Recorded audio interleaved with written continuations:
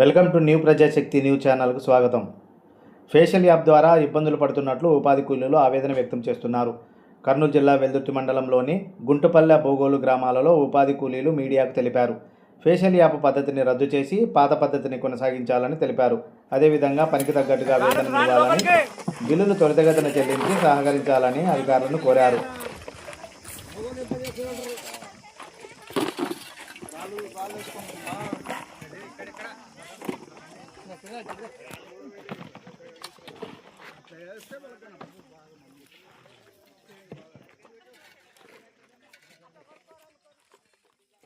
Survey పని చేయడంలే ఎట్లా మేము పనికి వచ్చి ఉదయానికి పోవాలా, కండ్లు పడకుండా ఉన్నాయి, దిగొచ్చినా కానీ డోన్లో పడకుండా ఉన్నాయి.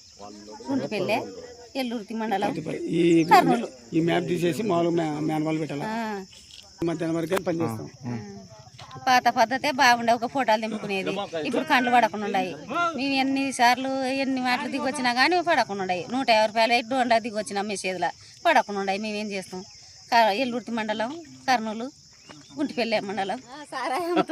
సాగల్పుల్లయ్య, నేను కళ్ళు పడకూడదు, వీడియో తీసుకొని వస్తే కూడా పడకూడదు.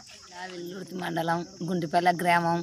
మేము రోజు కరువు, నా పేరు చెన్నమ్మ, కర్నూలు రోజు కరువు పనికి వస్తున్నాము. ఈ ఫేస్ ఫోటోలు తీసుకోవడం లేదు, చాలా ఇబ్బందులు పడుతున్నాము. మాకు ప్రభుత్వం వచ్చేసి పాత పద్ధతులు ఎట్టుంటే అట్టనే సహకరించండి.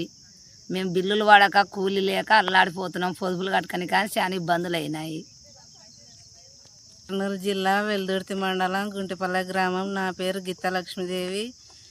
మేము ఉపాధి పనికి వస్తున్నాము. దినరోజు ఫేస్ పడడం లేదు.